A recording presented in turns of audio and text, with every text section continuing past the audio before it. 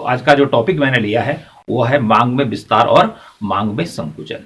तो सबसे पहले यहाँ पे समझते हैं कि मांग में विस्तार और मांग में संकुचन किसे कहते हैं और यह किस कारण से होता है। तो बोर्ड पे लिखा हुआ है, पहला है मांग में विस्तार और दूसरा है मांग में संकुचन। तो मांग में विस्तार और मांग में संकुचन, ये जो दो वाक्य हैं ये एकदम से एक दूसरे के विपरीत है। अर्थात मांग में विस्तार का उल्टा है मांग में संकुचन और मांग में संकुचन का उल्टा है मांग में विस्तार। लेकिन इसी से रिलेटेड एक दूसरा टॉपिक आता है जिसका नाम है मांग में वृद्धि और मांग में कमी। तो हम क्या करते हैं कि जो ये मांग में विस्तार है और मांग में जो संकुचन है उसी को ही मांग में वृद्धि और मांग में कमी समझ लेते हैं। लेकिन अर्थशास्त्रियों ने दोनों की जो व्याख्या की है वो अलग अलग प्रकार से की है। तो इस टॉपिक में मैं आज ये कवर करूंगा कि मांग में विस्तार किसे कहते हैं और मांग में संकुचन किसे कहते हैं और इसका प्रमुख कारण क्या है। तो इसका जो प्रमुख कारण है मांग में विस्तार और मांग में संकुचन का वह है मूल्य, या इंग्लिश में इसे कहते हैं प्राइस, PRICE। मांग में विस्तार और मांग में संकुचन का अर्थ है कि यदि मूल्य में परिवर्तन होता है, मूल्य में क्या होता है, परिवर्तन होता है, अर्थात मूल्य घटता है या बढ़ता है, तो इसके कारण मांग जो बढ़ती है या जो मांग घटती है उसे ही कहते हैं मांग में विस्तार और मांग में संकुचन। तो मांग में विस्तार कब होगा, एक्सटेंशन इन डिमांड, अर्थात एक्सटेंशन कब होगा, मांग कब बढ़ेगी कि जब कीमत कम होगी, और जब कीमत कम होगी तो वस्तु सस्ती होगी, तो सस्ती होगी तो उसकी मांग बढ़ेगी। इसके विपरीत मांग में संकुचन कब होगा, कॉन्ट्रैक्शन इन डिमांड। तो इसमें संकुचन कब होगा कि जब कीमत क्या होगी, बढ़ेगी, अर्थात वस्तु क्या होगी, महंगी होगी, तो महंगी होने के कारण उसकी मांग क्या होगी, घटेगी। तो मांग में विस्तार और मांग में संकुचन का जो कारण है वो एक ही कारण है कि जिसके कारण मांग बढ़ती है या घटती है, वो है मूल्य में वृद्धि या मूल्य में कमी। मूल्य का बढ़ना या मूल्य का घटना, ये दो चीजें ही इसमें क्या करती हैं, अपनी भूमिका को निभाने का काम करती है। तो हमें ध्यान रखना है कि मूल्य में परिवर्तन होने से ही क्या होता है कि मांग में विस्तार होता है और मांग में संकुचन होता है। ठीक है, क्योंकि मांग को प्रभावित करने वाले और भी तत्व हैं। ठीक है, कि और भी तत्व हैं मांग को प्रभावित करने वाले कीमत के अलावा। जैसे कैसा कि जैसे फैशन है, रुचि है, स्वभाव, इंटरेस्ट बदल जाता है तो मांग क्या हो जाती है, बदल जाती है, घट भी सकती है और बढ़ भी सकती है। ठीक है, इसी प्रकार से जनसंख्या बढ़ गई तो मांग बढ़ भी सकती है और जनसंख्या घट गई तो मांग घट भी सकती है। इसी प्रकार सरकार ज्यादा टैक्स लगाएगी तो वस्तु महंगी होगी, तो महंगी होने से क्या होगा, मांग घटेगी। इसमें केवल एक ही तत्व है, वह है मूल्य, जो कि मांग के विस्तार को बढ़ाता है या मांग के संकुचन को कम करता है या मांग को संकुचित करने का काम करता है। तो मांग में जो विस्तार और मांग में जो संकुचन होता है वह मूल्य में परिवर्तन के कारण ही होता है। ओके, इतनी बातें समझ में आ गई होगी।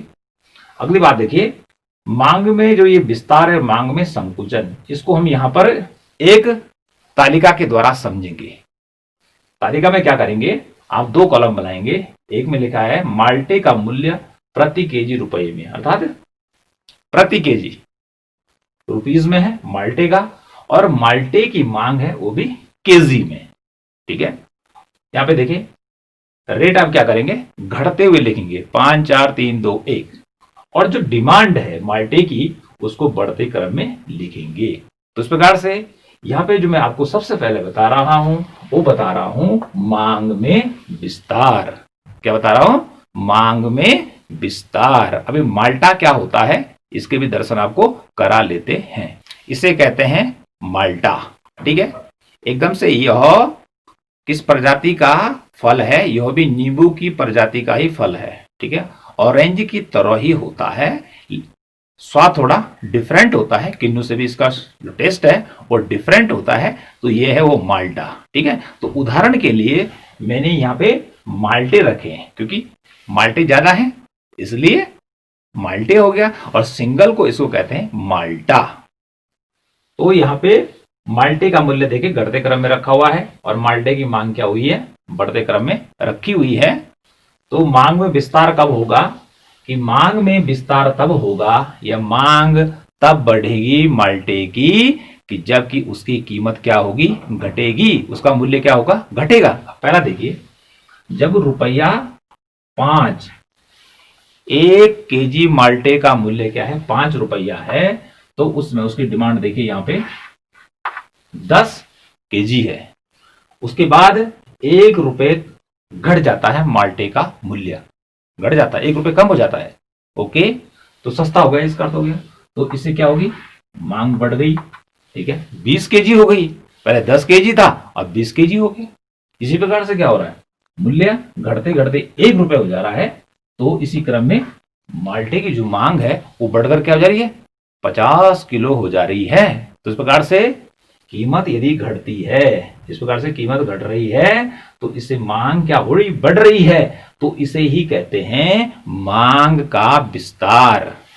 क्या कहते हैं इसको, मांग का विस्तार। और पहले ही बताया कि मांग को विस्तार को प्रभावित करने वाला एक ही कारण है, और वह है मूल्य, क्योंकि यहां मूल्य ही लिखा हुआ है प्रति केजी रुपीज में। इसी के अकॉर्डिंग क्या हो रही है, डिमांड क्या हो रही है, बढ़ रही है। क्यों बढ़ रही है, कि मूल्य घट रहा है, वस्तु सस्ती हो रही है, माल्टा सस्ता हो रहा है, इसलिए इसकी मांग लगातार बढ़ रही है।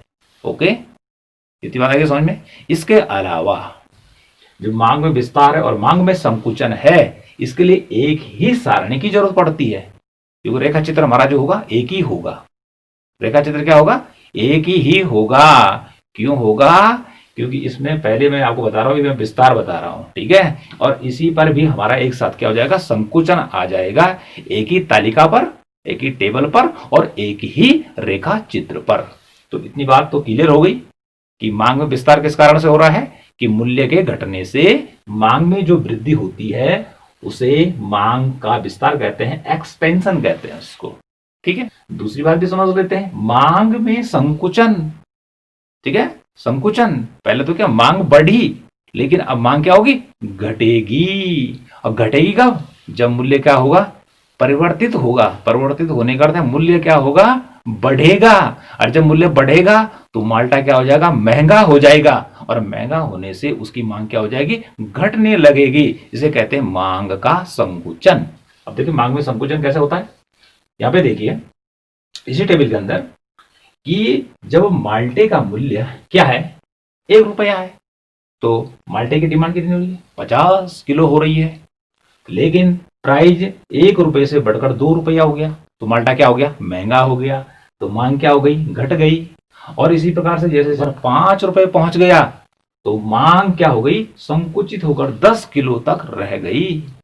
ओके, यहां पे मांग में संकुचन किस कारण से हो रहा है, कि कीमत जैसे जैसे बढ़ रही है वैसे वैसे मांग क्या हो रही है, घट रही है। जब वस्तु क्या होती है, महंगी होती है, तो उसकी डिमांड या मांग क्या होती है, घटने लगती है। तो इसे ही कहते हैं मांग में संकुचन। ठीक है, अब इसको हम क्या करते हैं, रेखा चित्र पर देखते हैं। अब रेखा चित्र क्यों कहते हैं, कि अर्थशास्त्र में अर्थात माइक्रो इकोनॉमिक्स के अंदर, मैक्रो इकोनॉमिक्स के अंदर, व्यष्टि और समष्टि में हम रेखा चित्र के द्वारा ही, अर्थात हमारा जो चित्र तैयार होता है, जो फिगर तैयार होता है, केवल रेखाओं के द्वारा तैयार होता है। कोई मानचित्र नहीं बनाना पड़ता है, कोई आसमानी चित्र नहीं बनाना पड़ता है, कोई नेचुरल चित्र नहीं बनाना पड़ता, नदी दरिया का नहीं बनाना पड़ता है, केवल रेखा के द्वारा ही हम क्या करते हैं, एक्सप्लेन करते हैं। इसलिए इसको कहा जाता है रेखा चित्र।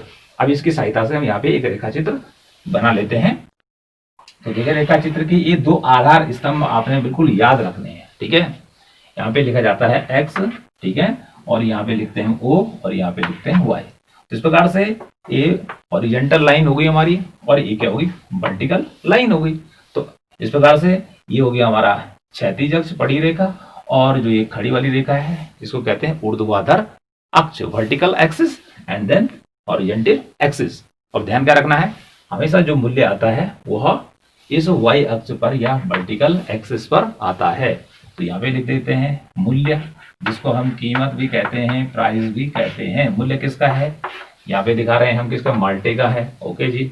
और मांग किसकी है, मांग किसकी है, वह है मांग है माल्टे की। ठीक है, माल्टे की मांग है। आप किसी भी फल को यहाँ पे रख सकते हैं, लेकिन हमने फल रखा है माल्टा।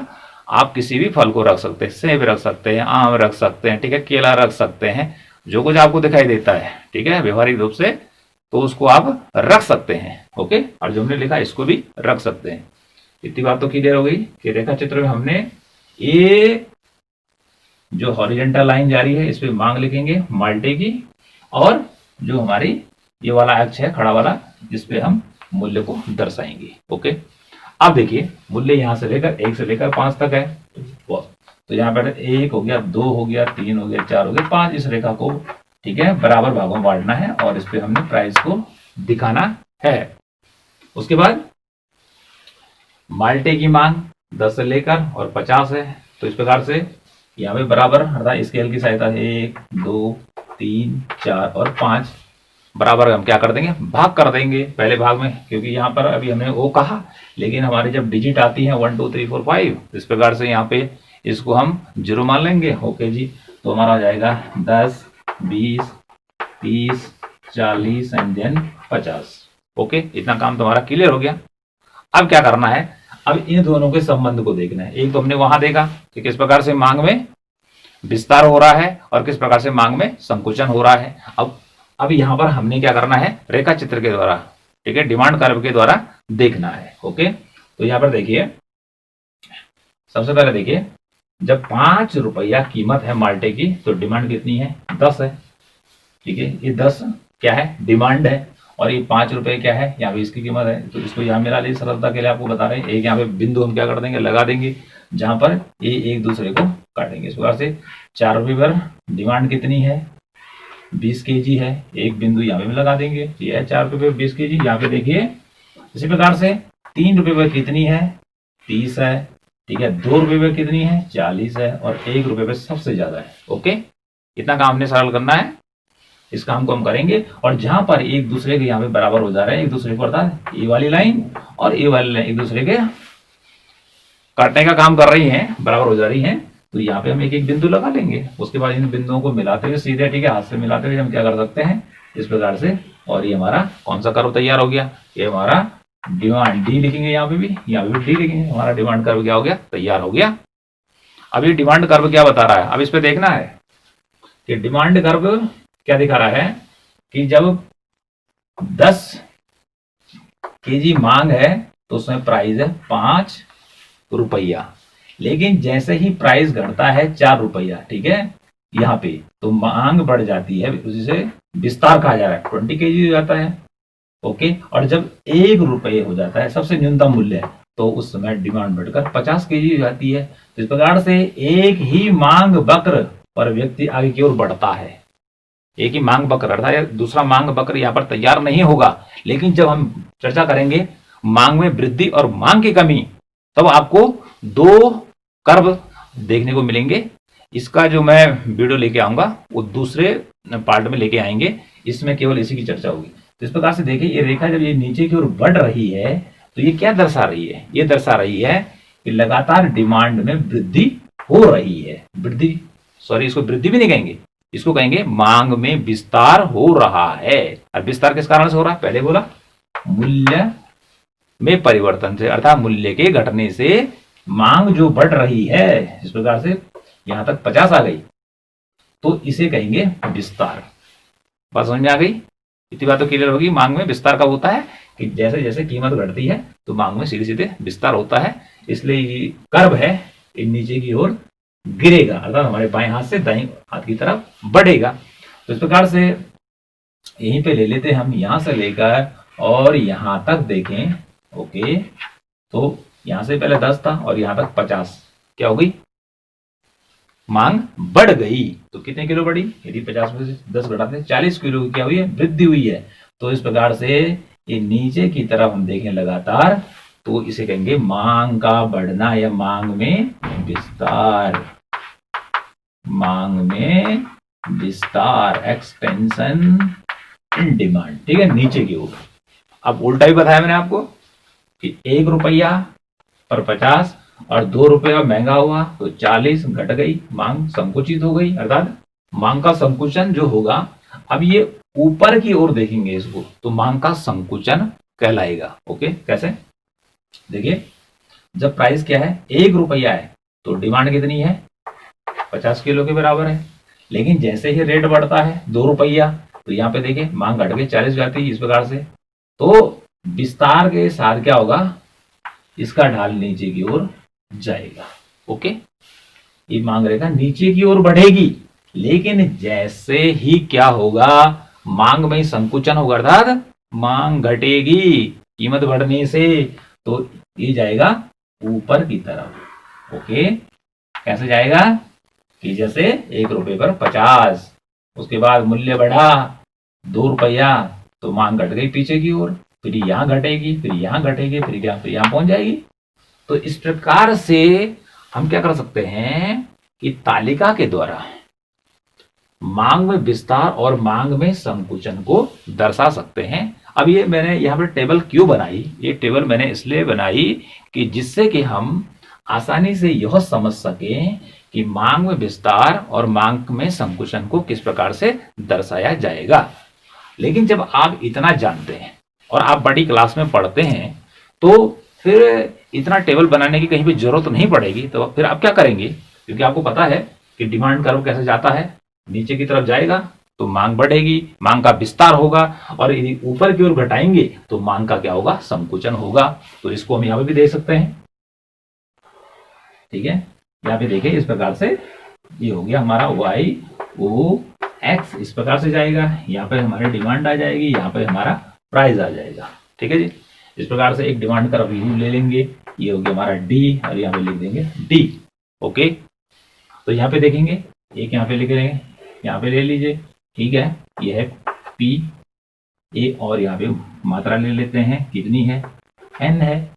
उसके बाद यदि कीमत कम होती है तो इस प्रकार से देखिए नीचे की ओर कीमत P1 हो जाएगी सांकेतिक अक्षर में, और यहाँ पे डिमांड क्या हो जाएगी, N1 हो जाएगी, अर्थात कीमत घटी और इधर से क्या होगी, मांग बढ़ गई। तो इस प्रकार से इसे कहेंगे मांग में विस्तार। ठीक है, ये लगातार आप देखेंगे कि यहां से लेकर और यहां तक क्या हो गया, मांग में विस्तार हो गया। तो हम ले लेते हैं, यहाँ पे कोई भी अक्षर लिख लेते हैं कि हमने यहाँ पे लिख दिया C से लेकर और D तक क्या हो गई, मांग बढ़ गई। तो मांग बढ़ी किस लिए, कीमत घटने से, कीमत घटने से बढ़ी है, तो इसको मांग का विस्तार कह लेंगे। ठीक है, और यदि हम दूसरा रेखा चित्र पे देखना चाहें इसी को कि कमी कैसे आती है, ठीक है, एक्स ओ और वाई, यहाँ पे डिमांड आ जाएगी, यहाँ पे प्राइस आ जाएगा। ठीक है, इसी प्रकार से देखिए कि यहाँ पे पहले यहाँ लेना पड़ेगा। ठीक है, यहाँ पे प्राइस कितना है, इतना है, मांग कितनी है, कितनी है। ओके, ओ एन डिमांड है, जब ओपी प्राइस है। अब प्राइस क्या होता है, ऊपर जाता है, तो ऊपर की ओर रेखा खींचेंगे, यहाँ पे तो मूल्य आना ही आना है पहले। तो ये हो गया P1, यहाँ पे देखिए तो डिमांड पीछे की ओर आएगी, ये हो जाएगी N1। तो इस प्रकार से प्राइस हुआ अप और डिमांड हो गई पीछे। तो इस प्रकार से यहां से लेकर और यहां तक, अर्थात ए से लेकर और बी तक क्या हुआ, मांग का संकुचन हो गया, मांग का संकुचन इसे कहेंगे।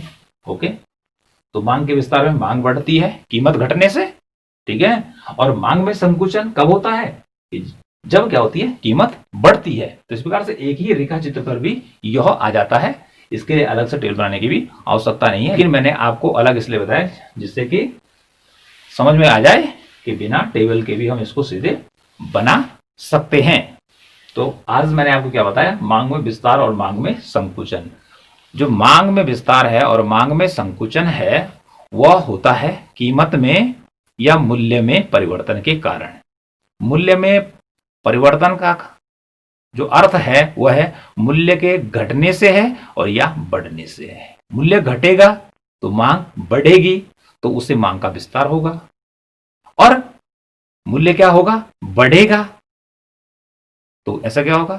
तो मूल्य के बढ़ने से क्या होगा कि वस्तु महंगी होगी और उसकी मांग क्या हो जाएगी? कम हो जाएगी। तो उसे मांग के संकुचन के रूप में जाना जाता है। और इसको आसानी से समझने के लिए आप इस प्रकार से एक टेबल बना सकते हैं, ठीक है। और उसके बाद इस टेबल की सहायता से ऐसा रेखा चित्र बना सकते हैं, ठीक है।